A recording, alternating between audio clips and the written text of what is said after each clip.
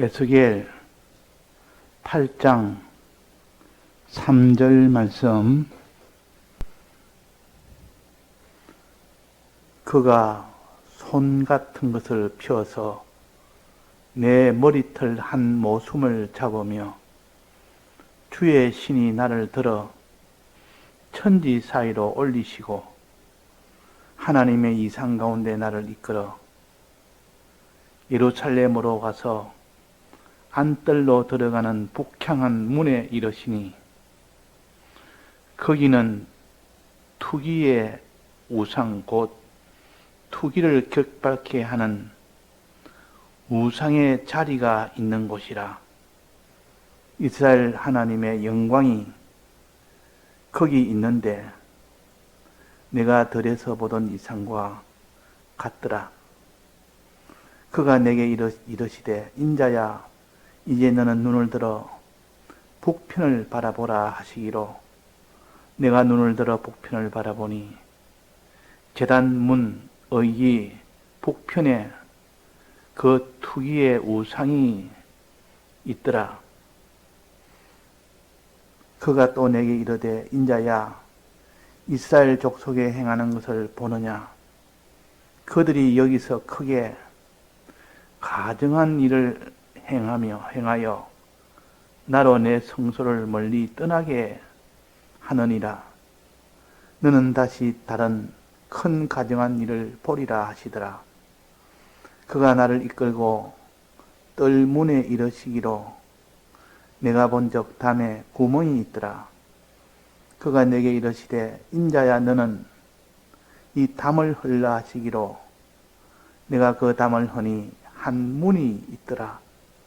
또 내게 이르시되 들어가서 그들이 거기서 행하는 가증하고 악한 일을 보라 하시기로 내가 들어가 보니 각양 곤충과 가증한 짐승과 이스라엘 족속의 모든 우상을 그 사면벽에 그렸고 이스라엘 족속의 장로 중 70인이 그 앞에 섰으며 사반의 아들 야사냐도 그 가운데 섰고 각기 손에 향로를 들었는데 향연이 구름같이 오르더라. 또 내게 이르시되 인자야 이스라엘 족속의 장로들이 각각 그 우상에 방한 어두운 가운데서 행하는 것을 내가 보았느냐. 그들이 이러기를 여호와께서 우리를 보지 아니하시며 이 땅을 버리셨다 하느니라. 또 내게 이르시되 너는 다시 그들의 행하는 바 다른 큰 가증한 일을 보리라 하시더라. 그가 또 나를 데리고 여호와의 전으로 들어가는 북문에 이르시기로 보니 거기 여인들이 앉아 다무스를 위하여 애곡하더라. 그가 또 내게 이르시되 인자야 내가 그것을 보았느냐. 너는 또 이보다 더 큰 가증한 일을 보리라 하시더라. 그가 또 나를 데리고 여호와의 전 안뜰에 들어가시기로 보니 여호와의 전 문 앞 현관과 제단 사이에서 약 25인이 여호와의 전을 등지고 낯을 동으로 향하여 동방 태양에 경배하더라. 또 내게 이르시되 인자야 내가 보았느냐. 유다 족속이 여기서 행한 가증한 일을 적다 하겠느냐. 그들이 강포로 이 땅에 채우고 또다시 내 노를 격동하고 심지어 나뭇가지를 그 코에 두었느니라. 그러므로 나도 분노로 갚아 아껴보지 아니하고 긍휼을 베풀지도 아니하리니 그들이 큰 소리로 내 귀에 부러지질지라도 내가 듣지 아니하리라. 네.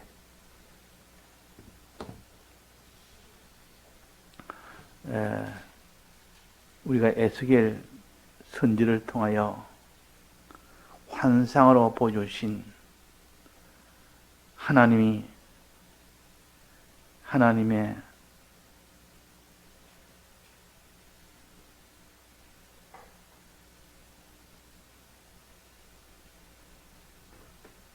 영광이 성전을 떠날 수밖에 없는 그 이유를 여기에 지금 알려주시는 것이 에스겔 8장입니다.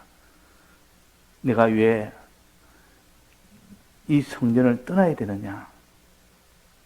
그것은 이 땅의 죄악이 너무 커서 이제는 내가 성전에 있을 수가 없다. 차라리 죄 많아서 성전 애굽에 바벨론으로 쫓겨간 그들에게 내가 가겠다.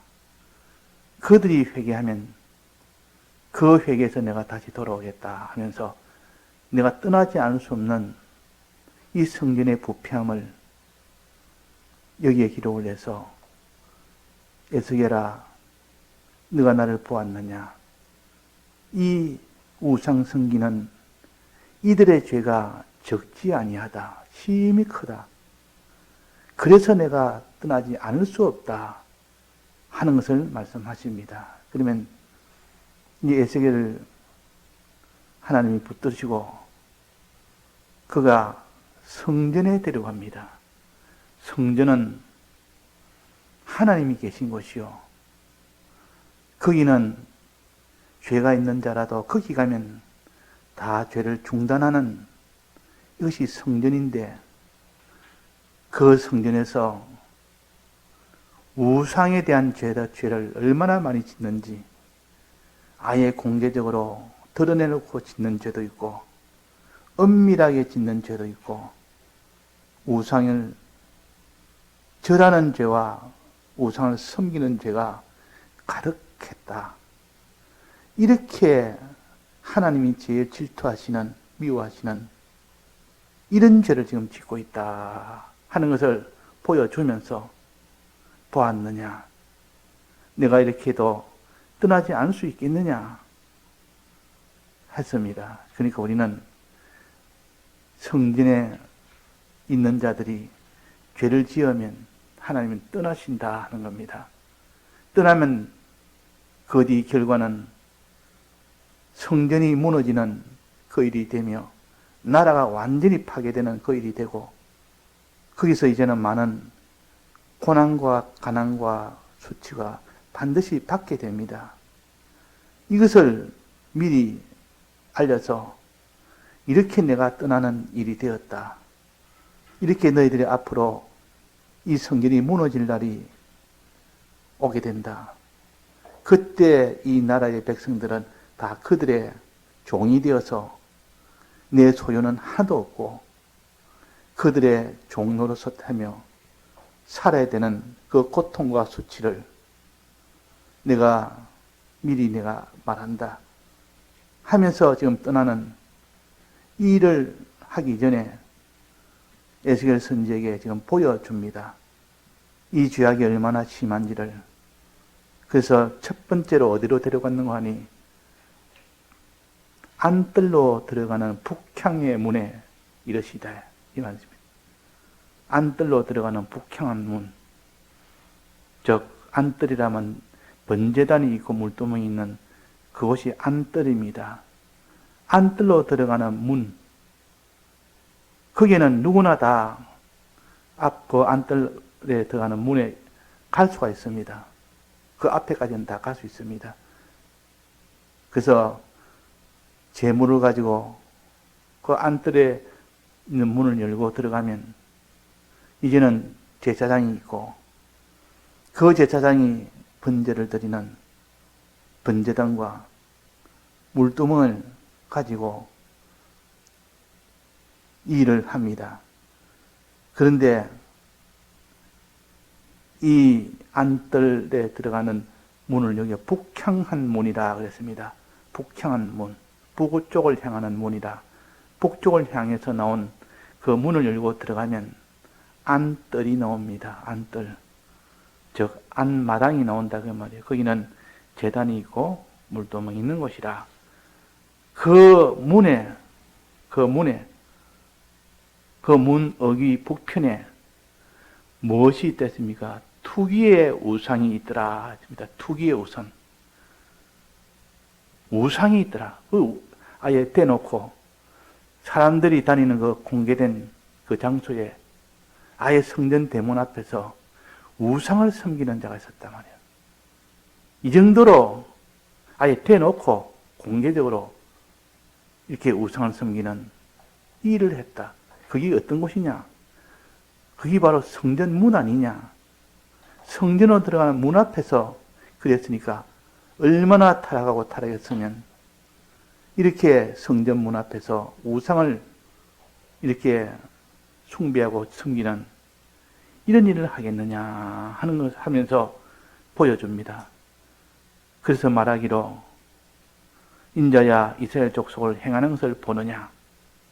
그들이 여기서 크게 간영한 일을 행하여 나로 내 성소를 멀리 떠나게 하느니라. 그래서 내가 떠난다 그 말이에요. 자, 우상 중에 투기의 우상은 어떤 우상입니까? 투기란 말은 질투한다는 뜻입니다. 하나님이 질투하게 하는 우상이 무슨 우상입니까? 우상은 크게 두 가지가 있습니다. 하나는 절하는 우상, 하나는 섬기는 우상. 그래서 출애굽기 20장에 보면 10계명에 보면 2계명에 우상에게 절하지 말고 우상을 섬기지 말아라 그렇게 했습니다. 그렇게 우상에 절하고 우상에 섬기는 자는 하나님은 질투하는 하나님인저 그랬습니다. 하나님이 그 우상 때문에 질투하는 하나님이시라. 즉 우상이 있으면 하나님은 질투를 하십니다. 그것은 사람의 심리와 비슷합니다. 완전자 하나님 앞에 하나님을 의지하지 아니하는 그 사람, 하나님을 의지하고 살아야 될 인생이 하나님을 의지하지 아니하고 우상, 즉 세상을 의지하고 살 때 하나님은 질투하십니다. 꼭 아내가 남편만 의지하고 살아야 되는데 다른 남자를 자꾸 이렇게 의지를 합니다. 힘받으면 어려움이 있으면 그 다른 남자 가서 이것 좀 해주십시오, 저것 좀 해주십시오. 다른 남자를 자꾸 의지하니까 남편이 질투가 나지 않겠습니까? 하나님도 똑같습니다. 하나님만 바라보고 의지해야 될 이 성도들이 이 세상에 있는 것을 의지하고 세상에 있는 것을 이렇게 의리하고 그런 것 하나님이 질투하신다 그 말이에요. 질투하신다. 또 그 반대로 남편이 다른 여자를 사랑하면 섬긴단 말은 사랑한다는 뜻이죠. 사랑하면 그 아내가 그 남편을 질투하지 않습니까? 내만 사랑해야 될 때가 다른 것을 사랑하니까 하나님도 하나님만 사랑해야 될 때가 다른 것을 사랑하면 하나님은 질투하십니다. 그래서 질투하는 하나님인적 하는 것은 하나님을 의지해야 될 때가 하나님을 의지하지 않고 세상을 의지할 때, 또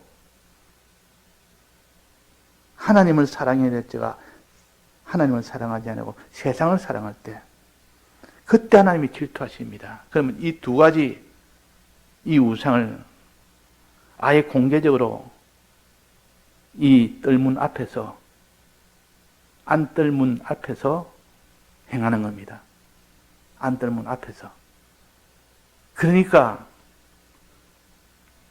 이 하나님이 에스겔에게 이렇게 크게 가정한 일을 공개적으로 행하는 이것을 너가 보았느냐, 보느냐? 나로 내 성소를 멀리 떠나게 하느니라 그랬다. 그러면서 한 가지만 보아서 보여주시고 끝나는 것이 아니라 또 한 가지 더 보여줍니다. 6절 후반부입니다. 너는 다시 다른 큰 가정한 일을 보리라 하시더라. 그러면서 그가 나를 이끌고 어디로 갔습니까? 뜰문에 이르기를, 뜰문에 이르시기로. 이 뜰문은 뜰로 들어가는 문 중에 공개적으로 된 문은 아닙니다. 공개적으로 나타난 문은 아니고 이것은 문이 없는 줄 알았더니 이 벽만 있는 줄, 담만 있는 줄 알았더니 이 자세히 보니까 그게 담에 구멍이 있더란 말이에요. 구멍이 있는데 그 구멍을 보니까 그 뒤에 문이 하나 보입니다. 문이 보이는데 그 문을 위해서 그 담을 헐라 그랬습니다. 담을 헐어보니까 이제 문이 나타납니다. 문을 열고 들어갑니다. 문을 열고 들어가 보니 10절입니다. 각양, 곤충과 가정한 짐승, 이런 것들을 그런 우상을 이스라엘 족속 우상입니다.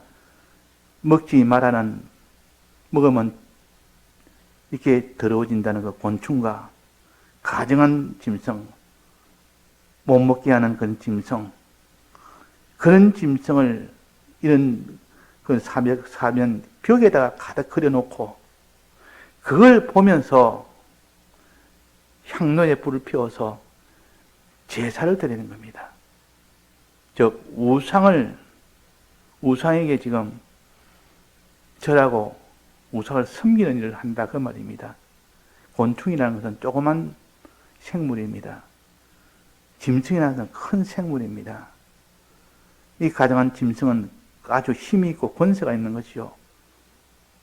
이 우상을, 세상에 있는 것들을 의지하는 그런 우상을 지금 우상에 절하고, 또 이 우상의 세상에 있는 것을 사랑하는, 섬기는 이 우상을 가지고 섬기는 이 두 가지를 사면벽에다가 다 그림으로 다 그렸고, 그것을 보면서 어두운 데서 거기서 향로를 피우고 있다. 예배를 드리고 있다 그 말이에요. 하나님을 찬송하면서 하나님께 기도하면서 한다는 것이 아니라 실은 짐승에게서 기도하고 곤충에게서 찬송하고 이 일을 하는 겁니다. 그러니까 은밀한 곳에서 우상 숭배하는 일을 한다는 것이요. 세 번째는 13절입니다. 또 내게 이르시되 너는 다시 그들의 행하는 바 다른 큰 가정한 일을 또 보여주리라. 그가 또 나를 데리고 여호와의 전으로 들어가는 북문에 이르시기로, 전으로 들어가는 북문 앞에 거기서 여인들이 앉아서 담무스라는 신을 위하여 애곡하더라. 담무스라는 신입니다. 이거는 풍년이 되게 하는 그런 신이요. 이 신에게 빌면은 풍년이 되게 해주는 그런 신을 가르쳐서 담무스 신이라 그럽니다. 그래서 이 담무스 신에게 눈물로 애곡을 합니다. 우리에게 풍요로운 그런 곡식이 맺히도록 하나님보다 풍요로운 그 곡식을 더 사랑하는 이것을 가르칩니다. 그러니까 하나님보다 더 사랑하는 곡식, 그 풍요를 하나님보다 더 좋아하는, 물질을 하나님보다 더 원하는 그런 우상 숭배를 하는 것을 가르쳐서 담무서 신을 위하여 눈물로 애곡하더라, 눈물로 구하더라 그 말입니다. 자, 이 우상이 있고, 또 그 다음에 제 마지막으로는 15절 후반절입니다. 너는 또 이보다 더 가증한 일을 보리라 하시더라. 그가 또 나를 데리고 여호와의 전 안뜰에 들어가시기로, 보니 여호와의 전문 앞 현관과 제단 사이는 성소 들어가는 입구입니다. 이제는 성소 들어가는 입구까지 가까이 왔습니다. 거기서 약 25인이 여호와의 전을 등지고 낯을 동쪽으로 향하여 동방 태양에 경배하더라 그랬습니다. 자, 이제는 여호와의 전 앞에, 즉 성소 입구까지, 그 앞에까지 와서 아예 등을 던져버립니다. 여호와를 향하여 나가야 되는데 아예 등을 등졌단 말은 이 하나님과 완전히 결별했단 말이에요. 하나님을 향하여 나가야 되는데 하나님을 등을 짓다. 그래서 하나님을 완전 배반하고 낯을 동쪽으로 향합니다. 낯을 동쪽으로. 동쪽으로 향하여 즉 하나님과 반대 방향인 그 동쪽으로 향하여 동방 태양에 경배하더라. 태양신. 태양신은 강대국들, 애국과 같은 강대국들이 섬기는 신입니다. 그 해는 모든 권세, 모든 근원은 해에서 다 나온다. 모든 힘은 다 해에서 다 나온다. 이래서 그 강대국의 그 모든 군사력, 정치력, 이것을 숭배하여, 그것을 의지하여 우상을 섬기는 요 모양입니다. 그 태양에 경배하더라. 그래서 17절입니다. 또 내게 이르시되 인자야 보았느냐? 내가 보았느냐? 유다 족속이 여기서 행한 가증한 일을 적다 하겠느냐? 그들이 강포로 채우고 또다시 내 노를 격동하고 심지어 나뭇가지를 그 코에 두었느니라. 그러므로 나도 분노를 갚아 아껴보지 아니하고 긍휼을 베풀지도 아니하고 그들을 큰 소리로 내 귀에 부르짖을지라도 내가 듣지 아니하리라. 이젠 내가 심판하리라 그 말이에요. 내가 떠나리라 그 말입니다. 떠나는 그 이후로는 반드시 성전이 무너지는 심판이 있고 성전이 무너짐으로 거기 있는 성읍은 다 고통 속으로 불 속으로 다 들어가는 이런 참 고통과 가난과 그 모든 수치가 오게 되는 것을 가르칩니다. 자, 이 네 가지 우상을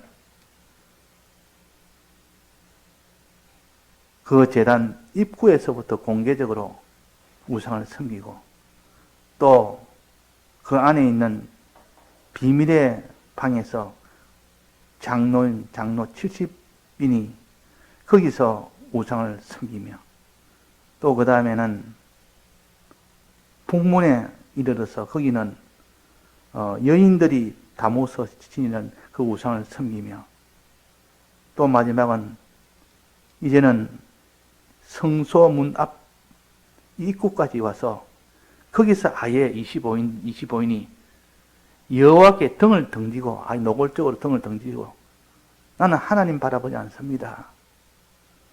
동쪽을 향하여 태양을 향하여 내가 바라보고 의지할 것은 태양입니다. 하면서 아예 대놓고 이렇게 하나님을 배반한 그 우상 섬기는 일을 보여줬습니다. 인자야 내가 보았느냐? 인자야 내가 보았느냐? 유다 족속이 여기서 행한 가증한 일이 적다 하겠느냐? 그래서 이제는 하나님께서 내가 너를 격동하여 나는 이제 분노를 갚아 심판하겠다. 긍휼을 베풀지도 아니하리니 그들이 큰 소리로 내 귀에 부르짖을지라도 내가 듣지 않고 그대로 심판해 나가겠다. 그렇게 하셨습니다. 그렇게 했는데도 9장에 보면 그래도 거기서 살릴 자는 살려야 된다 해서 먹그릇을 찬 자에게 너는 우는 자에게는 그들은 죽이지 말아라.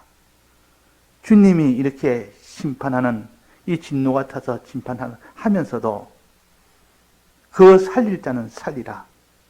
먹그릇을 찬 자에게 우는 자에게는 이마에 표시해서 그들은 살려줘라. 그들은 내 사랑하는 나의 성도들이다. 내가 사랑하는 자들이다. 내가 택한 자들이다. 이래서 살릴 자는 살리고 진노하려 죽일 자는 다 죽이는 이 일이 되는 겁니다. 그래서 오늘 저녁에는 우리가 안뜰이라는 그 성전 앞마당에는 번제단과 물두멍으로 지은 죄를 회개하는 여기에 대해서 우리가 배웠고 이제는 거기서 더 나아가서 성소에 들어갑니다. 성소에 들어가면 오른쪽에 떡상이 있는데 그 떡상은 진설병을 진설해 놓은 그 상이 떡상입니다. 진설병이라는 것은 하나님이 드실 음식입니다. 왕의 음식을 진설이라, 왕의 음식을 진설해라, 진설병이라 이런 것 다 왕이 먹을 음식을 가르쳐서 차린다 말을 진설했다 그럽니다. 자, 그래 왕이 먹을 하나님이 드실 이 떡이 진설병이요. 요 떡은 반드시 무슨 떡이랬습니까? 무교병을 한다. 무교병. 누룩을 넣지 않는 떡이라는 것이요. 누룩을 넣지 않는 떡. 이 말은 너는 죄를 짓지 말아라. 누룩을 넣지 않는 떡을 먹으란 말은 제사장이 대표로 먹습니다. 하나님 앞에 드리고 대표로 드리고 나머지는 제사장이 먹는단 말은 하나님께 드린 것을 이제는 대표로 제사장이 하나님 입장에서 먹는 겁니다. 또 그것이 우리에게는 성도들에게는 다 양식이 되는 겁니다. 광야 걸음을 걷는 양식이 되고 그는 하나님의 것을 우리가 받아서 하나님의 이 양식을 받아서 우리가 먹을 때 그 힘으로 우리가 애굽을 나오는 일이 되고 또 죄와 싸워서 이기는 힘이 됩니다. 그건 요 성소에 있는 떡상에 있는 그 진설병은 죄에서 사함받는 것이 아니고 죄에서 나오는 것이 아니고 이제 죄에서 나온 자가 죄를 이제 만났으면 이 우상 숭배와 같은 이런 죄와 싸워 이겨라. 이제 싸워 이겨라. 그것이 진설병이요. 이걸 갖춰서 오늘 새벽에 거룩한 행실이라 그랬습니다.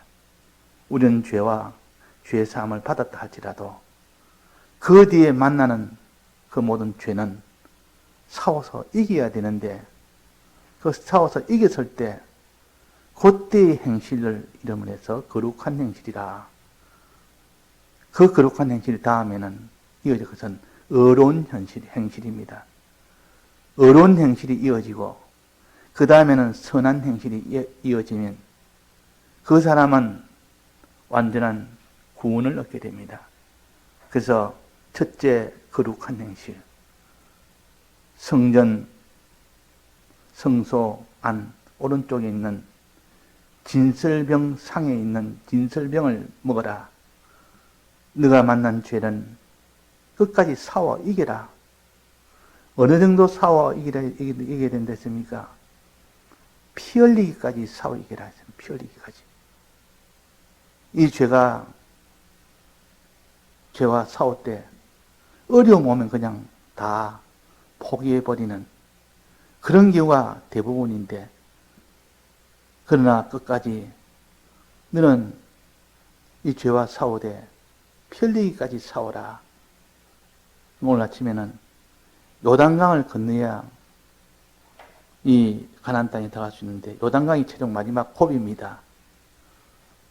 강야 걸음 아무리 잘 걸어와도 마지막 요단강을 걷지 못하면 거기서 나중에는 가나안 땅에 들어가지 못하는 일이 될 수가 있습니다. 이 말은 광야 걸음은 네가 죄와 싸울 때도 다 해서 싸워라. 이 요단강은 죽음을 가르칩니다. 이때 죽음은 요단강을 건너서 가나안 땅으로 들어가기 위한 관문이요. 다 해서 요단강을 들어간다면 죽음을 각오하고 자기 있는 생명을 다 바쳐서 그래서 광야를 걷는 사람은 마지막에 가나안 땅에 들어간다 말은 네가 죄와 싸울 때 피 흘리기까지 싸워라. 주님이 우리를 위하여 피 흘리기까지 싸워 이김으로 우리에게 거룩이라는 이 대속을 주시지 않느냐. 너희들도 이 대속을 입으려고 그러거든. 피 흘리기까지 싸워서 이기는 자가 되라 하는 것을 말씀하셨습니다. 그러면 누가 피 흘리기까지 누가 싸우겠느냐. 다 피 흘리는 죽음이 앞에 오면 다 도망을 갑니다. 죄와 싸우다가 대적이 너무 강하면, 내가 죽을 것 같으면 내가 이 죄와 싸우지를 못하고 그냥 포기하고 도망가는 것이 이 예수님의 제자들이 예수님이 십자가에 못 박히니까 다 도망갔습니다. 그게 일반 심리요. 그것이 일반적인 성도들이요. 그러나 거기서 도망가지 않고 끝까지 싸워 이겼을 때만 구원이 되는데 피 흘리기까지 싸워 이기라. 그러면 그 뒤에 성령이 오니까 그들이 도망가지 않았습니다. 오히려 죽음을 향하여 더 앞으로 더 나아갔고, 그래서 완전 구원이 이루어졌습니다. 성령이 와서 어떻게 해서 그렇습니까? 성령이 오면 어떤 현상이 나기 때문에 그때는 도망가지 않고 그때 주를 위하여 다 자기도 십자가를 치면서 죽으면서도 끝까지 죄와 싸워 이기는 일을 했고 의를 위하는 그런 일도 해서 승리한 겁니다. 그러면 그 십자가 칠 수 있는 그 동력은 어디서 나옵니까? 소망이 이 하는 인도 따라 걸어가는 요 걸음이 결과가 마지막에 하늘에 대한 구원에 대한 소망이 속에서 넘치면 그 사람은 십자가의 길을 기쁨으로 걸어갈 수 있습니다. 또 네가 이 걸음을 걷지 못하면 너는 큰 저주를 받는다는 이 두려움이 있는 사람은 십자가 걸음을 걸을 수가 있습니다. 그래서 이 세상을 걸어갈 때 주를 위하여 걸어가는 그 걸음의 결과가 하나는 저주요, 하나는 큰 복이라. 복에 대한 이 소망을 가지고 걸어가면 반드시 그 사람은 기쁨으로 자기를 다 드리며 걸어갈 수가 있고, 또 그 걷는 걸음이 중단되고 못 걸어가면 저주가 온다는 이 마음의 두려움을 가진 사람은 그 마지막 길까지 걸어갈 수가 있습니다. 이게 두려움이라는 것은 내가 끝까지 순종할 수 있게 하는 원동력이요. 소망이라는 것은 내가 끝까지 순종할 수 있도록 하는 원동력입니다. 그래서 하나님이 이 죄를 싸워 이기지 못하면 그 받을 저주를 생각해라. 이 죄와 싸워 이기면 그 받을 구원을 생각해라. 이것이 곧 거리심 산에서 6지파를 두고 에발산에 6지파를 두고 하나는 계명을 지키면 너희들은 복을 받는다고 선포를 하고 너희들이 계명을 어기면 너는 저주를 받는다고 선포를 해서 하나는 저주의 산이요 하나는 축복의 산이라 이름을 하나님이 그렇게 붙였습니다. 그래서 붙여서 언제 어디서나 하나님이 너희들과 함께 할 것이다. 12지파가 항상 하나님 앞에 이렇게 서 있다 하는 이것을 가르치면서 그 계명은 하나는 구원이 되는 계명이고 하나는 저주가 되는 이 참 두려운 계명이다 하는 것을 알게 해서 끝까지 죄와 싸워 이길 수 있는 이 동력을 가지고 이 죄와 싸우라는 것이요. 그 싸울 때 그 사람이 능히 이길 수 있는 능력이, 그 동력이 거기서 나옵니다. 그래서 진설병은 12개를 준비해서 6개와 6개를 나누어 2줄로 진열해라. 그렇게 진설해라. 그렇게 했습니다. 그것은 하나는 소망으로, 하나는 저주로, 하나는 두려움으로, 하나는 소망으로 이렇게 계명을 가지고 살 때 그 사람은 어디까지나 피 흘리기까지 이 죄와 싸울 수 있는 사람이 된다는 뜻입니다. 예, 다 같이 통성으로 기도하시다가 자주 하시겠습니다.